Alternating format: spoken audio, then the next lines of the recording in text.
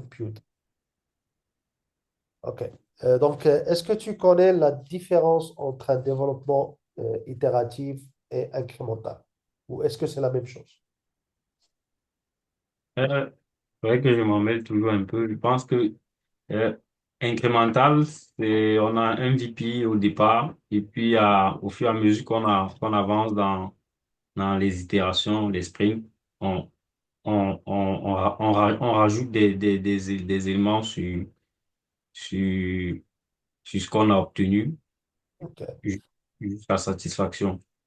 Je vais vous montrer euh, une image qui explique ça euh, d'une façon excellente. Donc, la première casier, c'est un développement Incrémental. incrémental. Ouais, c'est ça.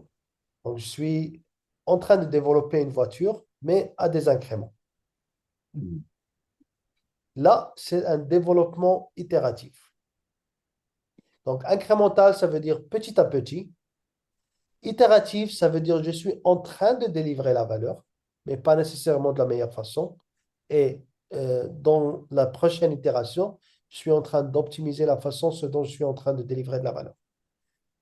Si je suis en train de faire juste incrémental, et la plupart des implémentations de l'agilité se focalisent sur le delivery, donc ce qui veut dire ils sont en train de se focaliser sur un développement incrémental. Ça a de la valeur parce que là, je m'assure que j'ai une roue, là, je m'assure que j'ai un véhicule et au dernier moment, je m'assure que j'ai toute une voiture. Mais le développement incrémental ne me donne pas le retour du client parce que je ne Mm. connais rien du client jusqu'au dernier produit. Et peut-être que ça va être très bien et dans ce cas-là, le client est ravi. Ou peut-être que ça ne sera pas bien et le client n'est pas ravi. Alors que développement itératif, je suis en train de faire une MVP qui n'est pas en train de satisfaire la plupart de mes clients. Mais ceux qui ont, il y a l'expression, ceux qui ont le feu aux cheveux, ils n'ont pas nécessairement besoin d'une solution parfaite.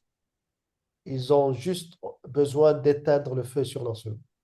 Donc, si tu peux développer un MVP qui est en train de résoudre ou délivrer cette valeur-là spécifiquement, utiliser cet apprentissage pour savoir, OK, qu'il y a d'autres choses à ajouter. Peut-être que l'équilibre n'est pas euh, assez avec ce skating board. Donc, tu as un scooter. Peut-être que c'est pas assez rapide, donc tu as une vélo. Peut-être que euh, la personne est en train de tired. Ils ne peuvent pas pédaler pendant longtemps, donc tu as un moteur. Euh, Chaque fois, tu es en train de découvrir quelque chose sur le client et basé sur cet apprentissage, tu es en train d'ajouter quelque chose à ton MVP pour mieux adresser leurs besoins. L'avantage d'un développement itératif, c'est à n'importe quel moment, on peut avoir la réalisation que voilà tout ce que notre client veut. Notre client veut un moteur, ils ne veulent pas une voiture.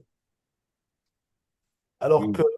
développement juste incrémental, ça a de la valeur de s'assurer qu'on est en train de délivrer à temps, mais ça n'a pas nécessairement de valeur sur le retour des clients. Donc, il y a deux types de retours qui l'intéressent. Un retour qui est interne, qui est en train de nous dire est-ce qu'on peut réaliser ce projet qu'on a pris le commitment de délivrer. Et pour ça, le développement incrémental est très utile. Mais il y a l'autre retour, c'est est-ce que ce qu'on est en train de développer est utile pour nos clients et nos utilisateurs? Et pour ça, le développement itératif euh, est plus utile. Donc, en tant que Scrum Master, l'un des rôles que tu dois assumer, c'est d'essayer de coacher le PO, l'équipe et l'organisation sur comment utiliser des stratégies incrémentales ou des stratégies itératives correspondant aux besoins que vous avez. Ça marche? Ça marche. OK. Donc, incrémental et itératif, c'est clair pour vous? Ouais, c'est clair maintenant. Est-ce que tu as déjà lu le Agile Manifesto? Ouais, je le lis souvent. Et même que je l'ai accroché comme un onglet rapide sur mon navigateur. Ça marche. Donc, on va essayer de le lire ensemble un petit peu et Mm. voir si on peut avoir des discussions autour. Donc, l'idée du Agile Manifesto, il y avait des software practitioners, des personnes qui travaillaient dans le développement de logiciels. Ils étaient des personnes qui développaient des solutions internes. Ils étaient des personnes qui vendaient des solutions aux autres organisations. Et ils avaient une conférence en 2001 où ils ont discuté le problème et les challenges qu'ils ont. Ils ont réalisé qu'il y a beaucoup de commonalités entre eux, malgré le fait qu'ils ont de différents contextes. Donc, ils ont écrit cette manifesto. Et cette manifesto, il est en train de uncover better ways of developing software. Ça veut dire que il y a cette façon de développer. On est juste en train de uncover it. Parce que des fois, tu trouves une organisation, elle est en train de faire une bonne pratique, mais cette bonne pratique a beaucoup de choses aux alentours d'elle. Donc, ça la rend très difficile à implémenter quelque part d'autre. Ça devient Mm. très spécifique à cette organisation. Alors qu'ils ont essayé de faire, c'est remove, take out toutes les choses qui sont spécifiques à l'organisation pour uncovering les bonnes pratiques qui sont peut-être valides pour toutes les organisations. Mm. Donc, le concept, c'est que les choses à droite sont importantes et on en a besoin dans une organisation, mais les choses à gauche sont beaucoup plus importantes. C'est ça l'idée. Les procès et les outils sont importants. On est d'accord sur ce point-là. Ouais. Mais ils disent que les individus et les interactions sont plus importants. Ma question pour toi, Stéphane, c'est pourquoi? Mm. Je crois que les individus et les interactions sont plus importants parce que si on va à la définition même de l'objectif même d'un projet ou de ce qu'on veut livrer, c'est généralement pour des personnes et c'est travaillé par des personnes. Donc, je crois qu'il est important qu'il y ait une bonne communication généralement entre ces personnes-là pour qu'on puisse arriver à nos objectifs. Du coup, on va se dire, avoir des process, avoir des outils, c'est bien, mais puisque même ces process-là et ces outils-là sont utilisés par des personnes, je crois que les personnes passent avant tout en premier. OK. Euh, je vais essayer de rephrase ta réponse, mais pour faire le point à l'opposé. Donc, quand on est en train de faire un projet, on a nécessairement besoin des outils et on a nécessairement besoin de procès. Les personnes, ils sont interchangeables. Ce qui est toujours vrai, c'est qu'on a toujours des procès et on a toujours des outils. Donc, c'est pour ça, pour moi, que les procès et les outils, c'est la première chose à décider dans chaque projet. Quand on a un projet, on se dit, on va utiliser Microsoft Project, on va utiliser Azure DevOps ou on va utiliser Jira. Ça, c'est la première décision. Et après, on se dit, OK, quels sont les codes qu'on va utiliser dans ce projet? Ok. Quelle est la faute dans mon argument? Euh, je pense que dans l'argument, t'as pas tenu compte des personnes qui vont utiliser aussi l'outil ou qui vont suivre les process. Je crois OK. que quand on met sur pied des process, il faut se soucier aussi des personnes qui vont agir autour de ces process-là. Parce que je pense que les process qu'on va mettre sur pied dans une organisation X ou avec des personnes X ne vont pas forcément fonctionner avec les personnes Y. Donc, il faut toujours tenir compte des personnes, que ce soit dans les process qu'on met sur pied ou sur le choix des outils. OK. Donc, je te rends la même critique. Le problème avec ton argument, c'est que tu n'as pas tenu compte des procès et des utiles. Et c'est très important. Ces individus-là, pour avoir des interactions, ils ont besoin de procédés utiles. Donc, c'est pour ça que c'est important. Est-ce que tu peux imaginer une situation où une organisation est en train de travailler sans des procès, sans des outils? Je dirais pas qu'on va travailler sans les personnes ou sans les process ou sans les outils. OK? Les process, les outils sont importants, et, mais dans le sens où elles accompagnent les individus OK? à être plus performants ou à pouvoir travailler de façon efficace. Mais il est toujours important de tenir compte des personnes euh, quand on fait le choix de ces outils-là. Et je pense qu'il y a aussi un élément qu'on oublie. Il s'agit pas seulement des personnes, mais de l'interaction entre ces personnes. Que le projet avance bien, il faut que les personnes communiquent, il faut qu'ils collaborent. Je pense que c'est beaucoup plus cet aspect-là qui est soulevé dans ce que le manifeste veut montrer. Donc, OK. il s'agit pas de faire une comparaison entre les outils, les process et les personnes, mais beaucoup plus de marquer le point sur l'interaction qui devrait exister entre ces personnes pour que le projet avance bien. OK. Effectivement, je suis d'accord avec vous. Je suis en train de faire le devil's advocate. Euh, le raisonnement que j'essaie de suivre, c'est que si j'ai des procédés utiles, ça ne me garantit pas que les individus que j'ai sont compétents et ça ne me garantit pas que les interactions qu'ils vont avoir seront de qualité et vont aider à résoudre le problème. Alors que si j'ai des individus qui sont compétents et si je m'assure que leur interaction est healthy, dans ce cas-là, ces individus, avec leur interaction, ils peuvent créer des procès et ils peuvent choisir des outils. Avoir les procès et les utiles, ça ne crée pas les individus et les interactions, mais avoir les individus et les interactions, ça peut créer pour moi les procès et les utiles.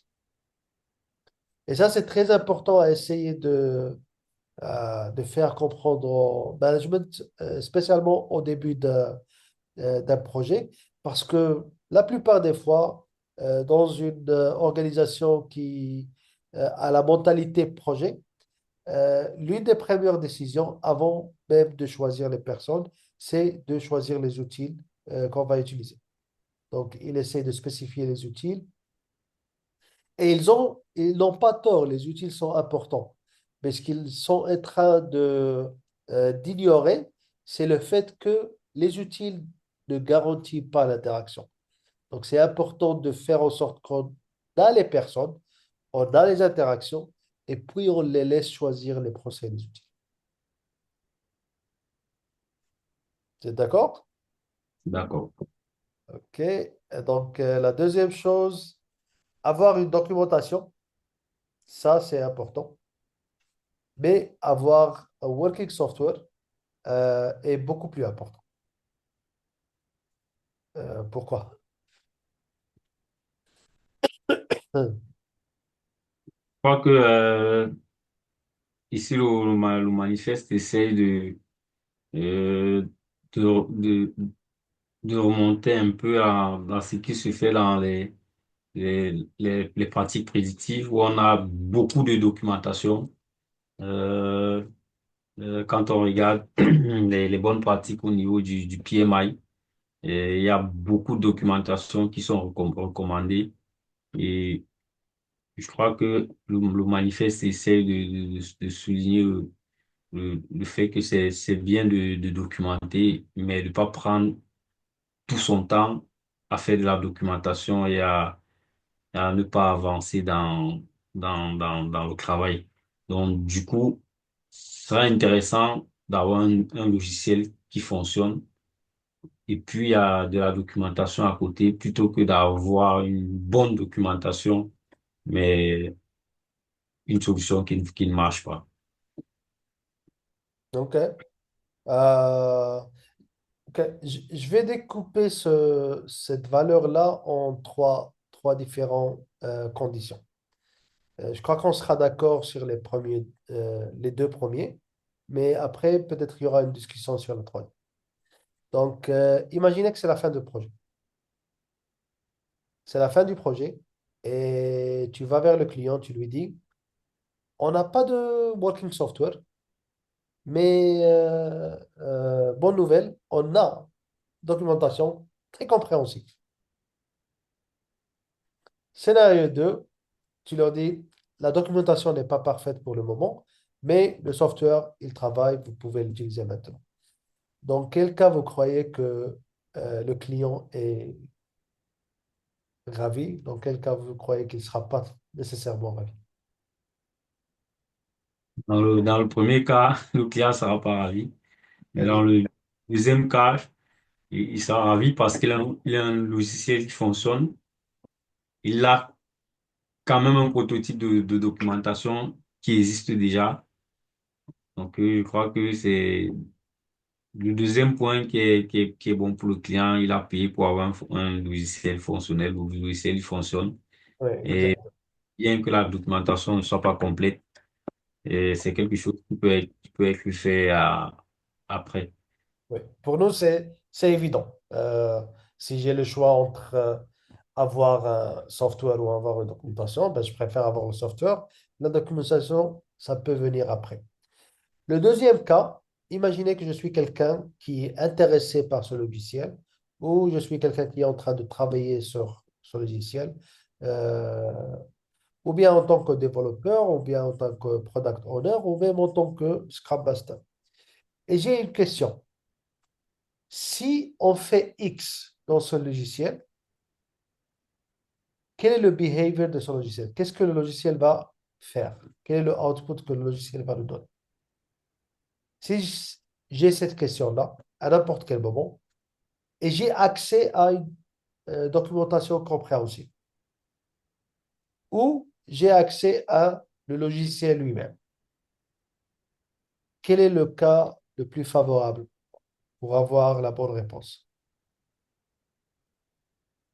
Ah, je crois que la bonne réponse, c'est d'agir directement dans le logiciel. Mais la question que je vais me poser, c'est est-ce que l'opération qu'il va falloir exécuter pour avoir la réponse, est-ce que ça, euh, puisque le logiciel est sûrement en production, est-ce que ça va pas avoir d'impact? Du coup, on va souvent regarder dans la documentation. Ah, et c'est là une des conséquences de cette valeur-là. En tant qu'équipe, si on a cette croyance que working software est beaucoup plus important que comprehensive documentation, donc il faut faire en sorte que les personnes qui travaillent sur ce logiciel ont accès à un working software pour expérimenter d'une façon qui n'aura pas un impact sur le client. Il y a beaucoup de techniques qu'on peut utiliser pour faire en sorte que ça c'est possible. Ce n'est pas nécessairement quelque chose d'impossible, mais c'est quelque chose qui demande qu'on la priorise. Si on ne se dit pas que c'est important, donc on ne le fera pas. Mais si on ne le fait pas, donc chaque personne qui travaille dans son logiciel, chaque fois qu'ils ont une question, comment le logiciel va réagir, ils n'auront pas accès à un working software. Dans ce cas-là, ils vont aller et essayer de voir la documentation. Et le problème avec la documentation, c'est ben, peut-être que la documentation n'a pas été implémentée de la même façon. Peut-être que la documentation n'a pas été mise à jour. Peut-être que je n'ai pas la documentation correcte. Donc, il y a beaucoup de problèmes qu'on peut avoir avec une documentation. Alors que le logiciel, c'est le logiciel. Si je peux y accéder et tester, donc ça résout mon problème directement. On est Hmm. d'accord sur ce point? Ouais. Donc c'est quelque chose comme Scrum Master. Tu peux travailler avec l'équipe technique et dire comment on peut faire en sorte que chaque personne qui travaille sur son logiciel a accès à des accounts où ils peuvent expérimenter et ces accounts n'auront pas un effet négatif sur notre client. La troisième chose, imaginez que vous avez le choix. Vous êtes au tout début du projet. et vous avez juste assez de temps, ou bien d'écrire les user stories, ou bien de développer le logiciel. Qu'est-ce que vous devez faire? Donc, dans cette situation, c'est toujours mieux de se définir rapidement un MVP. Donc, on se définit rapidement un MVP, on va travailler dessus et puis avec les feedbacks, on, on va continuer par itération ou par incrémentation. Ok. Euh, je suis d'accord avec toi que la priorité, c'est définir le MVP. Je crois que la question ici, c'est si tu as juste assez de temps ou bien de définir le MVP en écrivant quelque chose qui est des user stories ou des feature requests, ou bien essayer de découvrir le MVP en essayant de développer quelque chose. Je pense qu'on va développer quelque chose. Lequel tu préfères? Quelque chose. Développer quelque chose. Oui, OK. Donc, si c'est ça ta préférence, si c'est ça la préférence de l'organisation, donc on est en train de valoriser le working software plus que comprehensive documentation. Si on est en train de dire non, on ne peut rien faire, sauf s'il y a une user story qui est déjà écrite. Donc, dans ce cas-là, on est en train de favoriser une documentation au software. C'est un cas assez extrême, mais hmm, ça aide à calibrer la boussole sur quelles hmm. sont nos préférences. Je ne suis pas en train de dire que la documentation n'est pas bien, n'est pas utile, mais si vous êtes jamais dans une situation où vous avez le choix entre documentation ou un logiciel, le logiciel est beaucoup plus important. Effectivement, ce qu'on est en train de choisir entre, c'est la documentation et le logiciel. On n'est pas en train de choisir sur la discussion. L'idée, c'est qu'il y a une discussion si on est en train d'écrire une documentation et il y a une discussion si on est en train de développer le logiciel. Donc la discussion, c'est nécessaire, mais c'est juste une discussion vers quelle direction. Si on a le choix juste entre ces deux, ma préférence ou la préférence que l'Agile Manifesto recommande, c'est d'aller vers le working software. Vous êtes d'accord avec ce point-là? Ouais. C'est peut-être le point le plus difficile à convaincre l'organisation d'y aller, parce que l'intérêt, c'est de s'assurer qui est responsable de définir qu'est-ce qu'on va faire ou pas. Et si on va directement vers le working software, de discussion vers le working software, c'est un peu plus difficile de savoir qui est la personne responsable pour cette décision ou l'autre. Mais l'idée, c'est que dans une organisation qui est agile, euh, l'unité la plus petite qu'on doit observer, c'est l'équipe et non l'individu. Donc, l'équipe est responsable pour ce logiciel. On ne doit pas avoir beaucoup d'intérêt quel individu dans l'équipe a cette responsabilité ou cette responsabilité. L'équipe elle-même, elle peut se rendre responsable entre eux. Tu es responsable de cette part, tu es responsable de cette part. Ils vont savoir qui a pris les décisions et tout ça. Mais en dehors de l'équipe, notre intérêt doit être qu'est-ce que l'équipe a décidé, qu'est-ce que l'équipe a fait, et toute l'équipe est responsable sur ce qu'elle fait. Ça marche?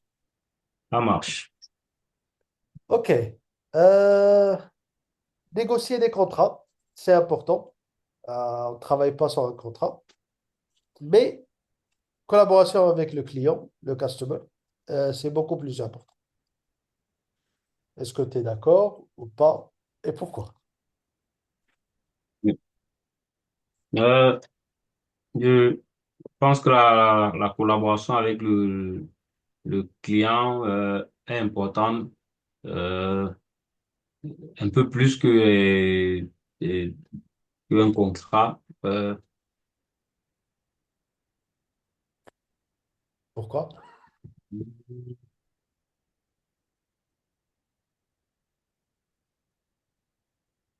parce que généralement, comme on s'est dit, il faut être ouvert au changement. Euh, et si tout le temps on a un contrat bétonné et qu'il arrive un changement, ça devient difficile de progresser parce qu'il faut, pour avancer, il faut qu'on négocie. Un contrat peut tout le temps être renégocié. Donc, je pense que la collaboration dans ce sens-là est importante parce qu'au fur et à mesure qu'on va avancer dans les travaux, si on découvre des changements, il est important de discuter, de collaborer avec le client pour le réajuster si nécessaire. Donc, oui, effectivement. Je crois que, je ne sais pas si tu as eu la méfortune de travailler dans un projet où le client sait que l'objectif des projets n'est plus important. Et le vendeur aussi, le fournisseur, il connaît que l'objectif du projet n'est plus important, n'est plus utile pour le client. Mais parce qu'on a le contrat et on n'arrive pas à renégocier le contrat, on doit délivrer ce qu'on a pris comme commitment. Donc, tu as tout, like, une dizaine d'équipes qui sont en train de développer quelque chose que ni le client veut, ni le fournisseur veut, mais on le fait parce que c'est le contrat. Ah, Ouais. Donc, si on n'a pas de contrat, mais on a une collaboration avec le client, on peut négocier un contrat. Mais si on a un contrat et on n'a pas de collaboration, on a besoin de changement, on ne pourra pas renégocier un autre contrat. Donc, ce n'est pas optimal pour nous.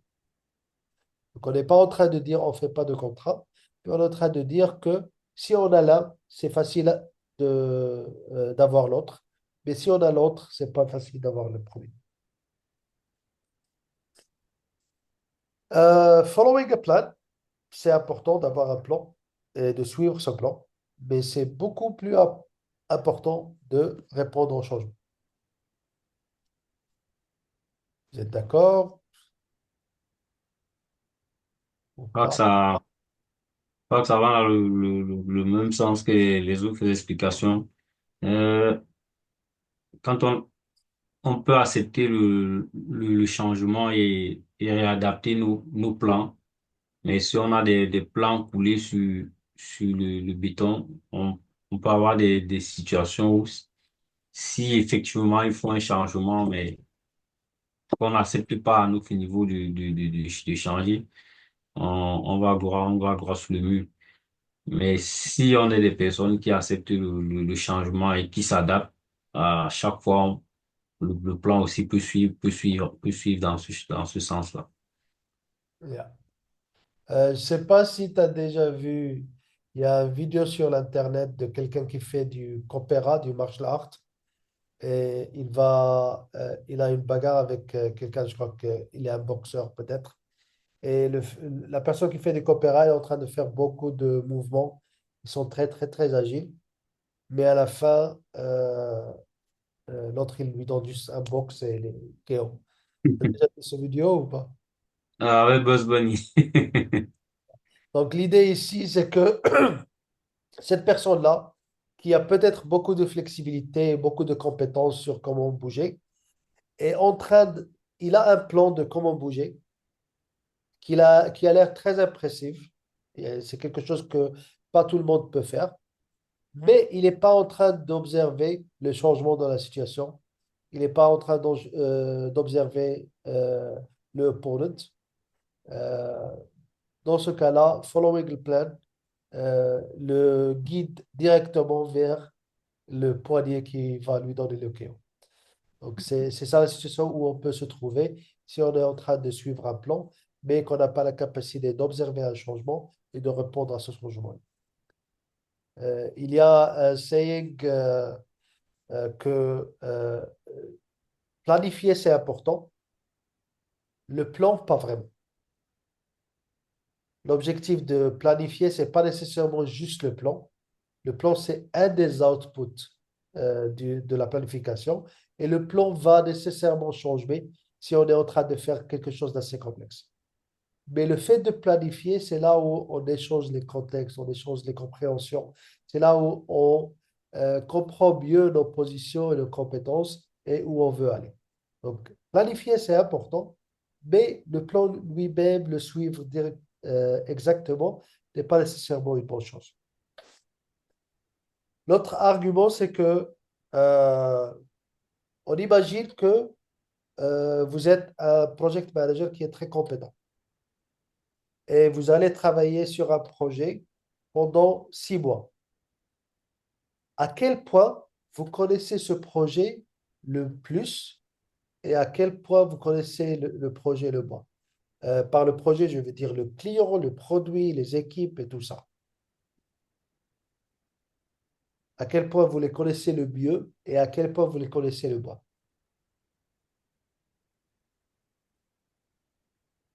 C'est une question. Ah oui. Est-ce que tu peux répéter? Je sais pas. En tant que project manager, si tu es en train de travailler dans un projet, est-ce que ta compréhension du client, de l'équipe et de vos compétences, est-ce qu'elle est en train d'augmenter? Est-ce qu'elle est en train de se réduire ou est-ce qu'elle est stable? Je pense qu'au fur et à mesure que le projet avance, la connaissance, euh, euh, la connaissance, elle grimpe aussi. Elle augmente, oui. Si tu es compétent, assumons qu'on a un project manager qui est compétent, pas quelqu'un qui est en train de s'endormir. Donc, si on connaît ça et on dit que oui, les compétences de tous les membres de l'équipe sont en train d'augmenter au fur et à mesure que le projet est en train de progresser, est-ce que c'est raisonnable d'exiger que toutes les décisions majeures sont prises au début du projet? Le point où tout le monde connaît le bois sur le projet, sur les équipes, sur les compétences et sur le client. Non, non.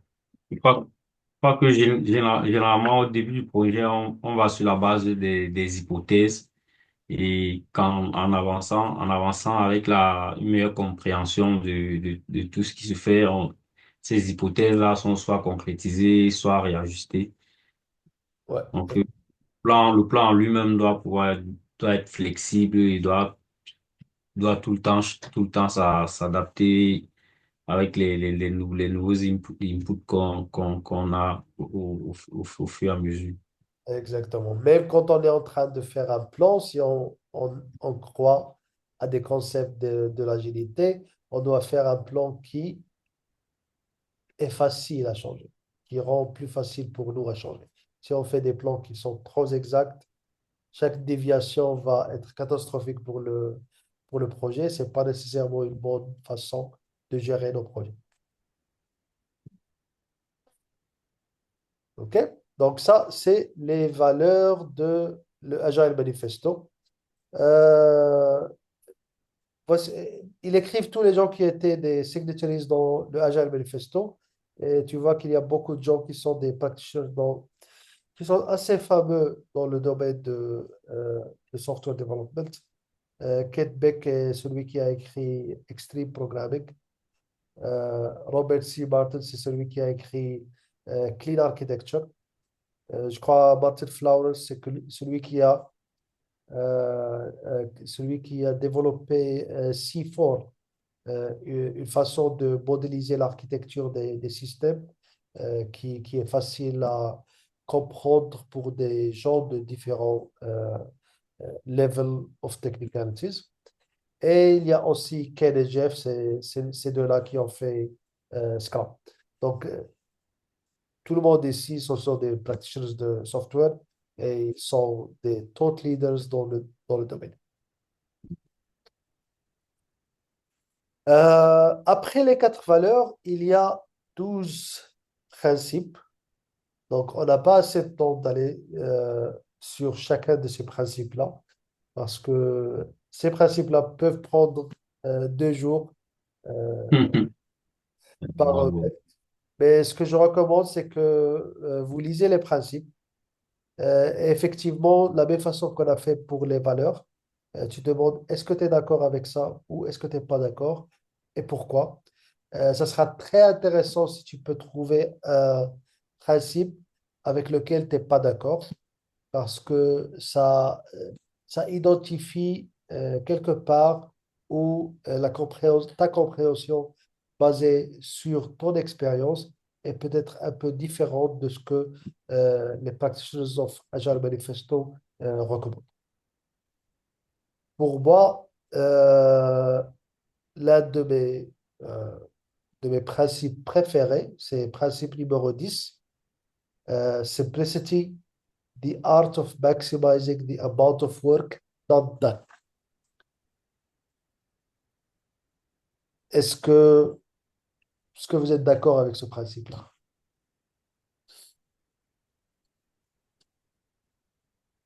La simplicité, là, de maximiser la quantité de travail qu'on ne fait pas est essentielle. Maximiser la quantité de travail qu'on ne fait pas. Ça a l'air bizarre, hein? Oui. Et est-ce que ça a quelque chose à voir avec la gestion de son temps?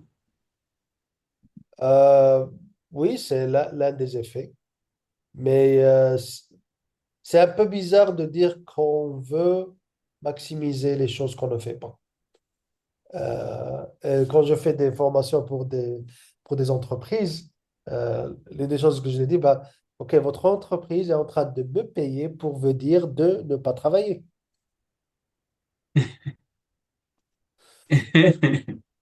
Pourquoi tu crois que pourquoi il y a ce principe-là? Comment pourrait-il être utile pour nous? Parce que s'il n'y avait pas ce note, ça sera quelque chose que tout le monde sera d'accord avec. On essaie de maximiser le amount of work done.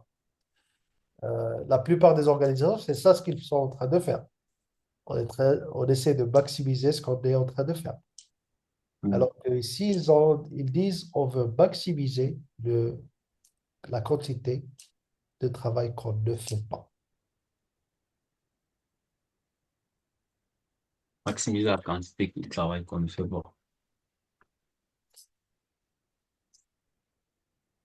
Et moi, je vois beaucoup plus l'utilisation de son temps. Avec l'exemple que tu as pris, là, je suis pas en train de travailler, mais je suis en train de, je suis en apprentissage. Donc, les choses que je vais apprendre certainement aujourd'hui vont être bénéfiques pour la compagnie plus tard. Donc, je vois beaucoup plus que comment maximiser le temps, comment maximiser son temps, OK. Oui, comment oui, évaluer. c'est une bonne façon d'expliquer ça. Il y a un saying, l'un des les façons de travailler d'une façon agile est on delay decisions to the last responsible moment.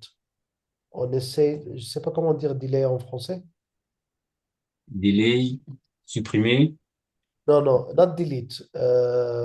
C'est attendre, ne pas le faire maintenant, la remporter les décisions jusqu'au dernier moment responsable. Donc, si j'ai le choix de faire cette décision aujourd'hui ou je peux faire cette décision demain, le concept de l'agilité te dit que si tu peux responsablement avoir le même bénéfice, si tu fais les décisions aujourd'hui ou demain, c'est beaucoup mieux de la faire demain parce que demain, tu es beaucoup plus intelligent qu'aujourd'hui. Donc, tu maximises la quantité de travail pas faite. Même si je suis prêt à le faire maintenant et j'ai le temps à le faire maintenant, c'est parce que je ne dois pas le faire maintenant. Il n'y a pas une exigence qui dit que maintenant c'est le moment critical pour faire cette décision. Dans ce cas-là, le choix doit être, ben, je vais rapporter cette décision jusqu'à demain, parce que demain, toute l'organisation sera beaucoup plus intelligente. Peut-être que la solution qu'on va y penser demain est beaucoup mieux que la solution qu'on va y penser aujourd'hui. Donc là, ça, c'est une façon de comprendre ce principe. T'es d'accord avec cette partie-là, au premier? euh, Oui, je comprends que cette explication. Une fois, j'ai participé à un séminaire, c'était justement l'Agile Tour du Québec 2024. OK? Et il y a un conférencier qui a parlé de la prise de décision. Donc, ce qu'il disait, et l'une des recommandations qu'il a fait pendant cette conférence, c'est de prendre parfois les décisions le plus tard possible.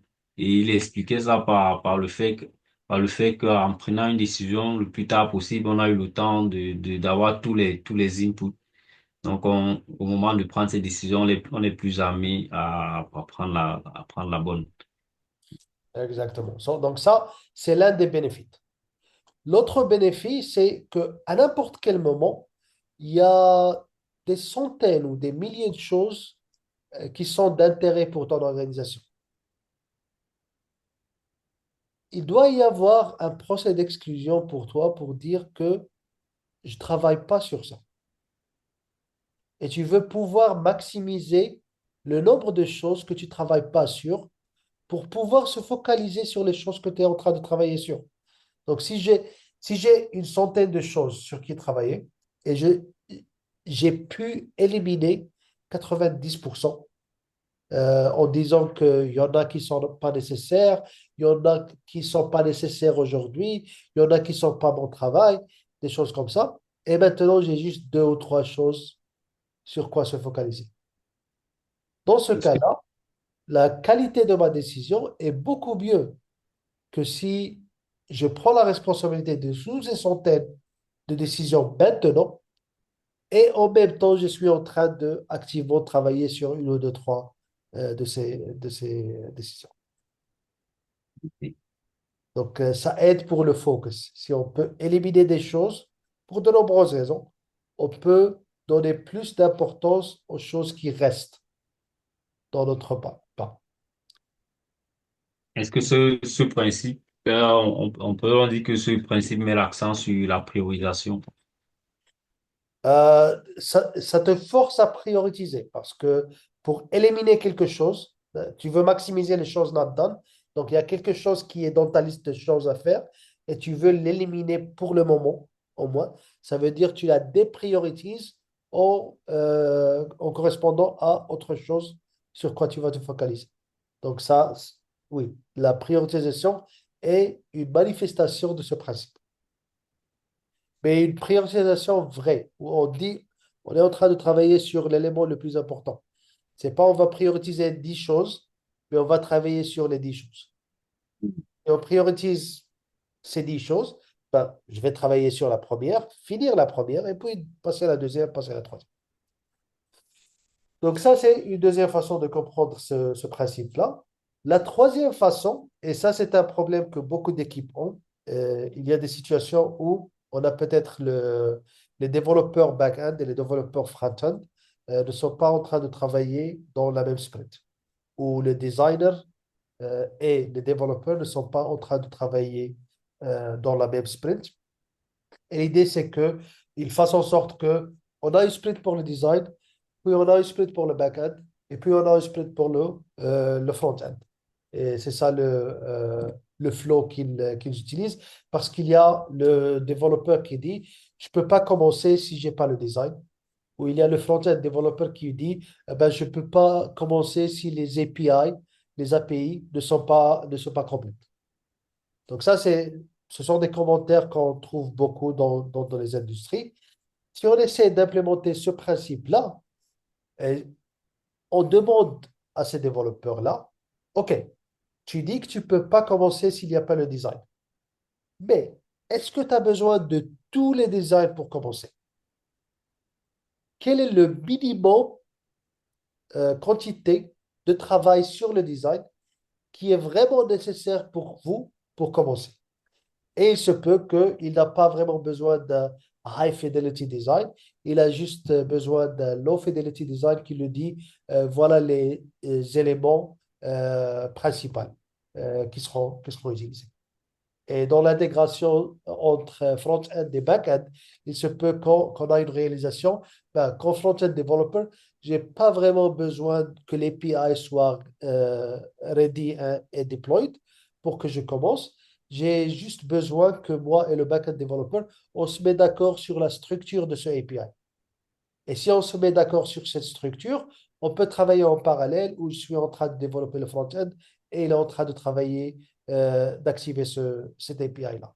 Donc, si on a une règle simple, OK, tout le temps, il faut finir X, puis on passe à Y, ça sera très difficile de travailler en parallèle beaucoup de temps. Et la solution que beaucoup d'équipes trouvent, c'est qu'ils travaillent en séquence, une sprint pour ça, une autre sprint pour là.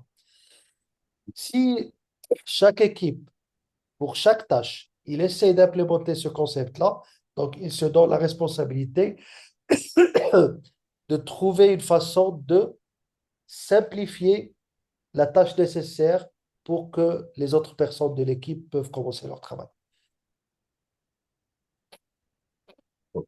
C'est clair? C'est bon. OK. Est-ce que ça correspond à ton expérience? Est-ce que tu as déjà vu ces situations-là où les équipes travaillent en séquence et pas en parallèle? Je crois qu'on on dit ça actuellement. Ça fait quelques semaines déjà qu'on on a remplacé la totalité du site internet de la compagnie. OK. Donc, il y a des fonctionnalités parfois dont l'analyse n'était pas complétée et souvent les développeurs rechignaient un peu à se mettre dessus parce que parfois quand ils se lancent dans la réalisation, en avançant, il y a des modifications qui arrivent et, et le changement parfois n'est pas bien accepté parfois. Donc, il y a des situations où ils exigeaient que l'analyse soit faite pour que la user story rentre dans le sprint. Donc, la personne qui fasse l'analyse, c'est dans la même équipe ou c'est quelqu'un d'externe de l'équipe? C'est des analystes fonctionnels qui sont dans d'autres équipes. Donc, c'était des analystes pas internes à l'équipe. Ok. On va parler sur le concept de cross-functional, une équipe cross-fonctionnelle. Et c'est pas nécessairement facile dans l'organisation de faire ça parce que tu n'as pas toujours la possibilité de faire du hiring ou de faire du training pour que tu as toutes les compétences nécessaires dans l'équipe. Mais c'est un bon goal à avoir. Ça peut résoudre ça parce que si toutes les personnes nécessaires pour développer quelque chose sont dans la même équipe. Donc, c'est beaucoup plus facile d'optimiser la façon dont ils sont en train de travailler. Quand je dis qu'il faut appliquer ce principe pour chacune des tâches, ça demande une discussion et c'est beaucoup plus facile d'avoir cette discussion si ces personnes-là sont dans la même équipe et ils ont l'habitude de travailler entre eux. Mais si on a une situation où ces personnes sont distribuées sur beaucoup d'équipes, la coordination pour appliquer ce principe devient peut-être beaucoup trop coûteuse pour nous, ce qui fait qu'on peut-être que ce n'est pas nécessairement valide pour notre contexte. Ça marche? Ça marche.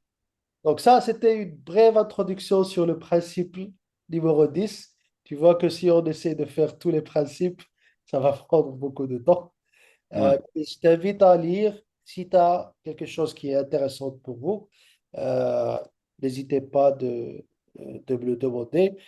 Tu peux même le lire aujourd'hui et demain, on peut avoir une séance de 15-30 minutes pour discuter l'un des principes que tu trouves intéressant. d'accord.